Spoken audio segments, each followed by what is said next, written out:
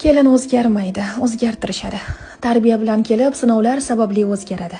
Ular kelganda oddiy kelishmaydi. Ular o'zlari bilan ota-onasining sabrini, odobini, tarbiyasini olib keladi. Vijdonida halollik, tilida duolar, yurish-turishida uyat, hayo. Biror joyda ko'zga ko'rinmaydi, lekin hamma ishga ulguradi. Gap qaytarmaydi, qo'pol so'z ishlatmaydi. Bular ota-onadan olgan tarbiyaning mevasi. Lekin hayot bunday sof qalblarni doim ham iliqlik bilan kutib olmaydi. Har bir harakatiga kamchilik topishadi. Oilasi esa unga yon bo'lish o'rniga jim turadi. Qolganlar esa sen kelinsan degan gap bilan yillar davomida og'ziga uradi. Yildan yilga kelin o'zgaradi. Ma'sumlik o'rnini ehtiyotkorlik, soddalik o'rnini hushyorlik egallaydi. Endi u har gapga sukut saqlamaydi, har muammoni ichiga yutavermaydi. Sababi u o'zini yo'qotmaslikni, o'z qadrini saqlab qolishni o'rganib bo'lgan. Bu o'zgarish tarbiyani yo'qolishi emas, bu mehrni qadrlamaganlarga qarshi himoya. Bu haddan oshgan munosabatga qarshi tik turgan vijdon.